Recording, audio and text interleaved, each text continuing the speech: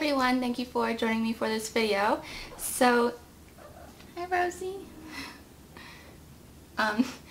So in this video I will be doing a Q&A where I answer the questions that you guys sent me. So I asked you guys to send me questions on Twitter and Facebook and Tumblr, and not that many people responded this time. I don't know if I asked at a funny time, but if you want to be in my Q&A, then be sure to follow me on Facebook or Tumblr or Twitter or all of them to make sure that you don't miss it. But I will ask around the beginning of the month for you guys to send me some questions if you have any questions, because I do get a lot of questions in the comments, but I'm not able to respond to all of them. So I try and do a Q&A every month, and then I'll answer some questions in this video, and then the questions that I don't get to in this video I'll answer on my blog, which is rawsamey.com. So anyways, I'm going to go ahead and get started with the questions. Rosie's being very lovey-dovey right now. Yes, you're very soft kitten. I know it. So I'll go to Twitter first. So the first question is from Mitchell. Oh, and by the way, these questions can be anything. It can be like personal questions, silly questions, questions about mental health or mental illness, anything that you want to ask me. Okay, this one's from Mitchell. They ask pancakes or waffles. I really like both, but I'm gonna have to go with waffles, but I really like both. I haven't had a waffle in a really long time, but I eat pancakes a lot. I like chocolate chip pancakes. Vegan chocolate chip pancakes, really good. But I do like waffles, so. Okay, next question is from Dan. Favorite superhero? I don't really have a favorite superhero. I'm not like super nerdy about superheroes. I guess if a superhero movie came out and it was between like Batman and Superman and the Avengers or something else, or Spider-Man, I would probably go to the Batman movie, so I guess Batman. Next one is from Star, or at Starshine1018. Do you find being vegan helps your overall mental health? I'm going to just say yes, because being a vegan, I eat a lot of healthy food, and healthy food is good for you overall, both mentally, spiritually, emotionally, physically. I'm going to say probably yes, just logically speaking. I probably, because your diet affects your mental health a lot, and I feel like not contributing to cruelty in the world probably makes me feel better about myself and makes me feel like I have good karma, and I don't know, it does make me feel overall like better, I think, being a vegan, both like nutritionally and just spiritually. Okay, next one is from at 196 Desperado. They ask, are you gonna try a real care baby? If you can't afford a temporary fake baby, how on earth could you afford a real one for 18 years? I'm not going to try a real care baby because I'm not 14 years old. And I feel like those are designed to be used in home ec classes, and I am nearly 30 years old, so I don't need one of these plastic babies that cries and pisses itself to know what it's like to have a baby, because I lived with my sister when she had a 1-year-old, and I was 21 years old. At that time I was not ready to have a kid, and I was not having it at all, but I'm 28, so it's not like try a real care baby so you don't get pregnant as a teenager. You know, like these are used, I would think, mostly for teenagers to dissuade them from having a kid. But yes, I have 3 cats that I take care of, I have plants that I take care of, I take care of myself, and I have lots of experience with babies, be it my siblings or my sister's child. So I know that as far as the crying and diapers and feeding and all that stuff, I'm just as equipped as any other 28-year-old, if not more so, just because I know myself and I know that I'm ready for that sort of thing. As far as, you know, being able to afford a temporary baby, a lot of, you know, being able to afford things is priorities, and the reason I can't afford a fake baby is because it's a pointless purchase for me. Once I have a baby, I'm obviously going to get a job, and my boyfriend or husband or whatever is also going to have a job. I'm not a 15-year-old, so I'm pretty sure I don't need to buy a fake baby to know if I'm ready, because I'm not fucking 15 years old. Anyways, okay, so the next question is from Casey. What was the first thing you bought with your own money? What is something you learned in the last week? What is the first thing I bought with my own money? I probably made that money from babysitting, and what I bought with it, I don't even remember. That was so long ago. Honestly, I cannot for the life of me remember, so I'm not even going to make a guess. And what is something you learned in the last week? Something I learned in the last week. I've learned a lot in the past week because I watched like educational videos on YouTube. I learned so much, like all these like random stupid facts are popping in my head. I'm just trying to think of a good one. I guess I learned, just this is coming into my head because of the last question, but I learned that people oftentimes want to eat their babies. So their baby will be born, and because of the way the baby smells, it will make you want to eat your baby. So I learned this because a comedian, I was watching stand-up comedy, and the comedian was talking about how he wanted to eat his son because, or yeah, I think it was his son. He just wanted to eat him and smell him and like rub him all over his face. And then I listened to Amy Poehler's book on Audible. Her book is called Yes Please by Amy Poehler, and she narrates it and everything. It's really cool. In her book, she also talked about how she wanted to eat her kids. So I was like, what the hell? Why do people want to eat their kids? So I googled it, and yeah, the reason you want to eat your children is because of their smell. It affects the same reward centers in your brain as when you smell something that is something that you would want to eat. So like if you smell like food that you like, it's the same, it affects the same part of your brain as when you smell your baby, so it makes you want to eat your baby.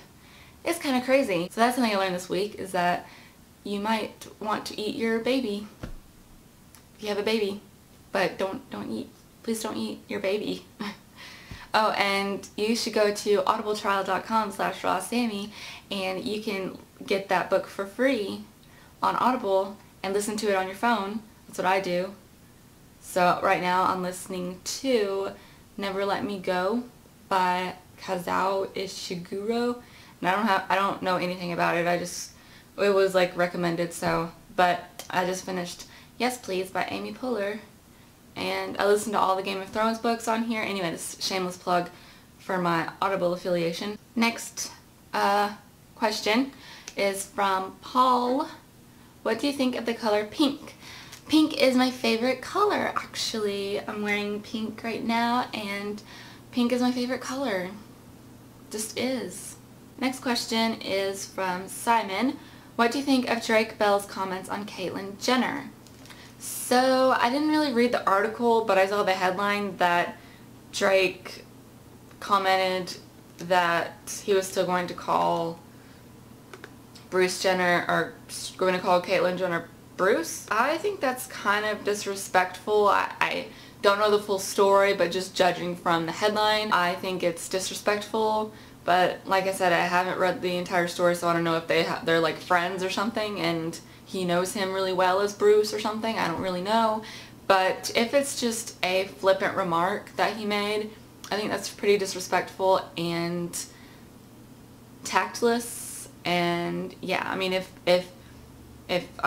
former Bruce now wants to be called Caitlyn, and she wants to identify as a woman now, then you should respect that, in my opinion. Some people sometimes ask me, they're like, oh, do you prefer to be called Samantha or Sam or Sammy?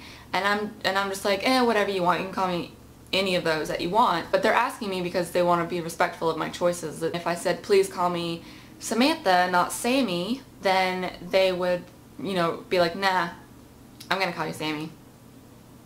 You know, unless it's like a close family member, then that's not cool. Like, if it was like, you know, a brother or sister who's gonna tease me and call me Sammy when I don't want to be called Sammy, which I do want to be called Sammy. I'm perfectly fine being called Sammy, Sam, or Samantha, but I'm just saying, like, if it was like, you know, Caitlyn Jenner's you know, brother who's like, nah man, I'm still gonna call you Bruce, you're always gonna be Bruce to me, man, then that's whatever. But if it's like, I don't know, even then I feel like it's kind of disrespectful. But I don't know, I feel like you should respect people's wishes. If they change their name, then you should start calling them that, you know.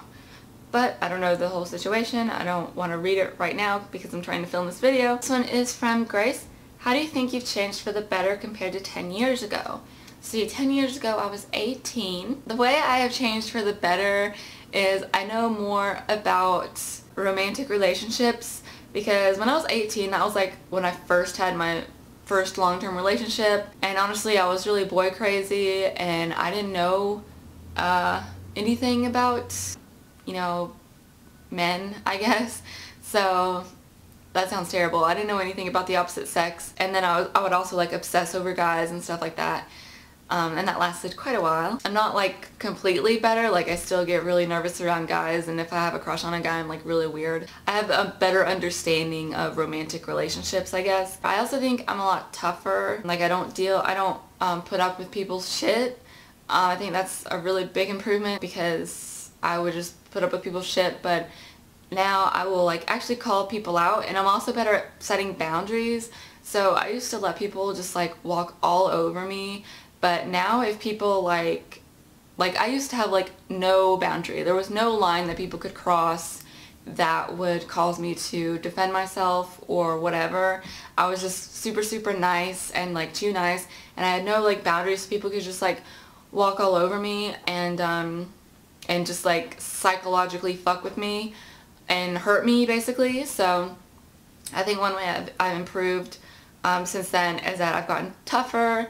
I've gotten boundaries. I command respect from people, even if they might not think I'm like super respectable or whatever. I just don't tolerate it, and I just don't tolerate it. Like if someone disrespects me because they think that's totally fine, oh, I'm just some girl, I'm just some sweet little nice girl on the internet who talks to everyone. You know, the minute someone disrespects me, I just totally shut them out, or I, you know, defend myself. You know, like there was a time when I didn't defend myself, and I would keep talking to people even though I felt disrespected or uncomfortable. So I think I've learned, you know, partly from experience, partly from other women teaching me this, like through modern day feminism and stuff like that, teaching me that I don't have to be nice. You know, girls are trained to be like super nice and just let people walk all over us. I'm supposed to be like docile and submissive and all this stuff.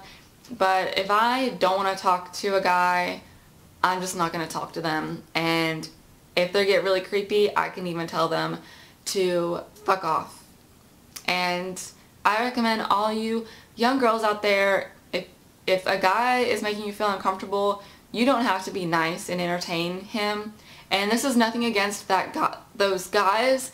It's just personally, you don't have to tolerate being made to feel uncomfortable, even if it's not their fault that they're making you feel uncomfortable. You know, it might not be their fault that they're making you feel uncomfortable, but just if you are being made uncomfortable, you don't have to deal with that. Just walk away, tell them to leave you alone, whatever. Basically, I totally recommend having boundaries and standing up for yourself, and not putting up with bullshit. Whether it's from other women or other men or older people or younger people, whatever. That's how I think I've changed over the past 10 years. Alright, next question is from Aang Lee. Do you ever get depressed or low on energy? If so, how do you cope? I mean, like, I have dips in energy, like, you know, every day, but that's normal. Usually I'll have a dip in energy every day, but I think that's what most people have. You'll have like biorhythms or whatever, and you'll have like a dip in energy. Then you drink a cup of coffee, whatever. As far as like depression, low energy, I would say that happens to me circumstantially nowadays. Like, it used to happen to me for like no reason whatsoever. Now it happens to me if I'm like thinking too much in my head, something bad happens, whatever, I'll get like depressed and low energy. So that happens to me probably like once a week. How do I cope? Usually I will just like, I don't know if this is the best coping mechanism, but what I do is I sleep. I know that's like, you know, a symptom of depression is that they're sleeping all the time, But honestly, sometimes that's the only thing or not the only thing, but that's kind of like the easiest fix, is to take a nap. And then very often times, not all the time, not if you like have severe depression that you're not treating or anything like that, but oftentimes if you just, have a bout of the blues or low energy or just depressed, like mild depression, and you go to sleep, then, 9 times out of 10 you're gonna feel better when you wake up, just because sleep kind of like cleans the slate a little bit. So that's what I do to cope with it. I sleep. I know other ways to cope with it are to do exercise. So, I mean, just doing regular exercise is a good idea. I wish I did regular exercise. I need to. I try to do regular exercise, but anyways, that's another thing you can do, is exercise. Or eat. Eating is a good thing to do whenever you start to feel low energy or depressed, and then you're like, wait a minute, I haven't eaten very much today. That's probably why. So make sure that you get your proper nutrition. So eat something that's really healthy, maybe some fruit or some tea, and that'll usually make you feel better. Alright, and the next question is from Lowy. I don't know how to pronounce your name. Lowy. Would you recommend connecting with people with depression if you don't have anything else to connect to people? I think you're asking whether you should connect with people with depression even though that's the only thing you have in common with them. I think that's okay to a certain extent. Like, that's usually how people connect. I mean, I'm not saying you're gonna be like best friends with someone just because they also have depression, or even, friends at all, but you can connect with people if they share the same problems as you. Like, I can connect with people with bipolar disorder even though we have nothing else in common. There's still a common ground to talk about something, and people with social anxiety disorder, like, I might have nothing else in common with them, but usually I do have other things in common with them. I would be able to talk to them at least about that and have a conversation at least about that. Sometimes that's just how you make connections with people, is finding one thing that you have in common, and then you have something that you can relate to. So I feel like, if there's anything you can relate to with someone else, even if that's the only thing that you have in common, then that's fine. You might not be like the best of friends or anything like that, but you'll at least have that one thing that you can talk about. So I don't see if the problem with connecting to someone, even if that's the only thing you have in common. There are plenty of people out there with depression, unfortunately, so you're definitely not alone there, but, chances are you might start talking to someone about depression because you have that in common, and then you never know, you might have other things in common too. So, yeah, I think it's fine to, connect with people in any way that you can. Okay, next question is from Henry. Are you still on medication? Have you ever felt that the medicine makes any of your mental illness worse? I am still on medication. The medication that I'm on does not make my mental illness worse. The reason I'm on this medication, and I've been on this medication for as long as I have, is because it makes my mental illness better. The only thing that made my mental illness worse would be basically antidepressants. If you have bipolar disorder, you're not supposed to, or it's not ideal to take antidepressants because they can trigger mania. It's not good to take antidepressants because that can make the bipolar disorder worse, essentially. I took Celexa and it made me have the worst manic episode and psychotic episode in the world ever. At least I think it was because of the Celexa. I mean, it's entirely possible that it was because of the Celexa. And then also I tried taking Prozac and it gave me really bad anxiety. Basically, I shouldn't take antidepressants, but the mood stabilizer I'm taking is called Lamictal, and it's an anticonvulsant, and I also took Depakote, but then I got off of it at the counsel of a psychiatrist, and then switched to Lamictal. But both Depakote and Lamictal worked wonders for me, and so did Risperidone or Risperdal. That helped cure pretty much my paranoia or my psychosis. Worked really amazingly.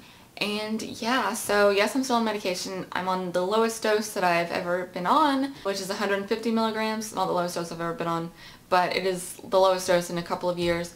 So I'm on only 150 milligrams a day of Lamictal. For the longest time I was on 300 milligrams a day. I think that was too much and it was making my hair thin, So ever since I went down to only 150 milligrams, like my hair is not perfect or anything, but it's definitely, I'm not like freaked out about it anymore. Like I used to be like really freaked out about my hair being so thin, but now I'm just like, you know, it's not like 20-year-old hair, but at least it's not like thinning to a dangerous degree where I'm freaked out about it.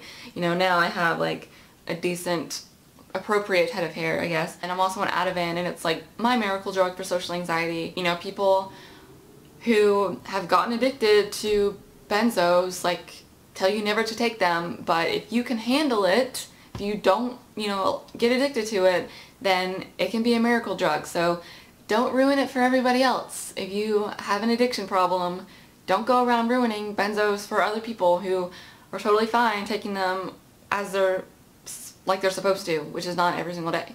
So yeah.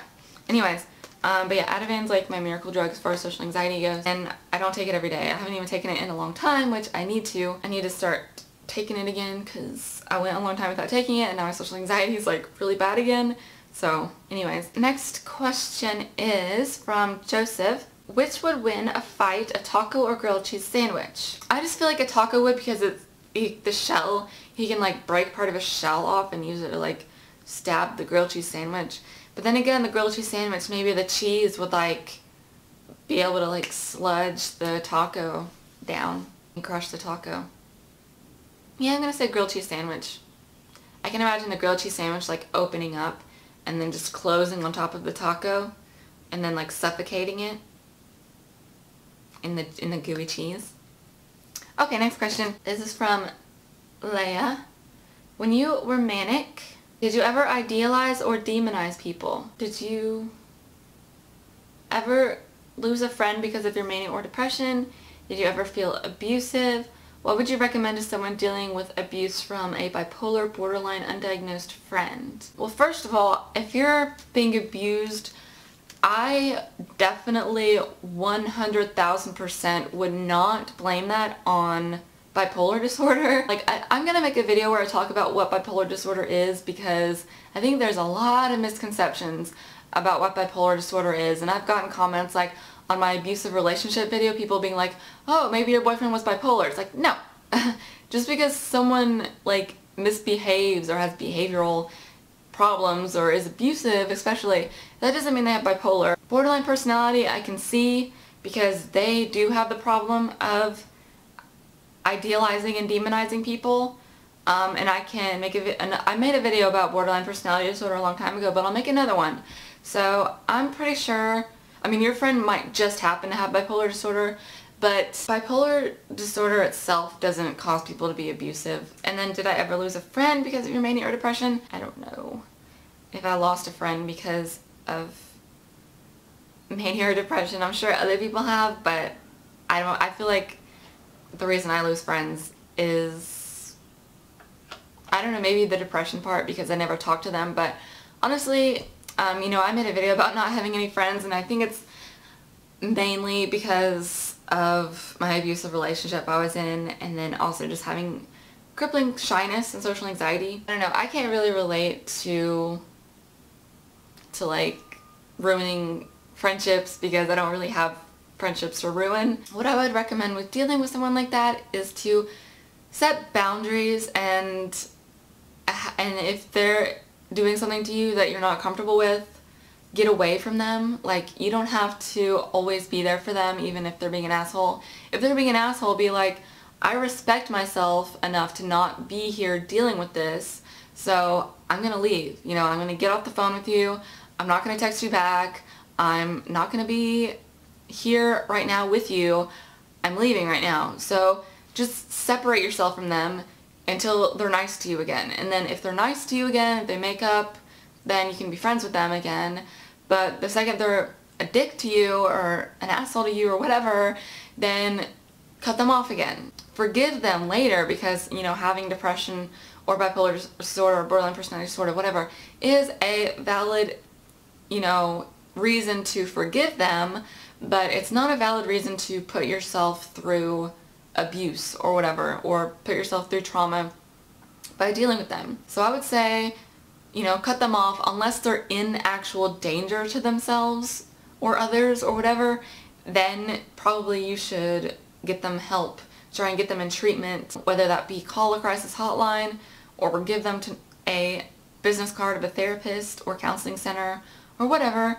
You know, if you think they're in danger of harming themselves or others, try and get them help. But if they're just being an asshole to you constantly, then just cut them off and don't talk to them until they apologize. And, you know, every time they're an asshole, you can just not talk to them, and eventually they'll realize that you have certain boundaries that they're not allowed to cross.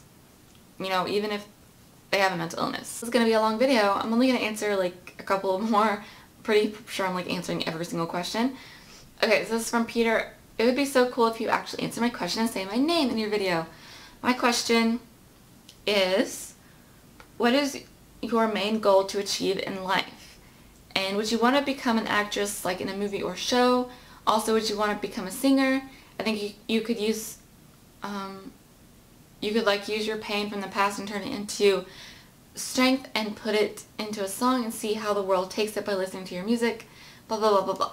Okay, I'm just gonna address the singing part. I cannot sing very well at all, so no one would want me to sing. My boyfriend is a musician, and never once has it come up that I should sing his songs because I'm a terrible singer. Everyone knows that I'm a terrible singer that knows me, so I will never sing ever in front of people. Would I want to be an actress in a movie or show? I would love to be an actress in a movie and show. I love movies.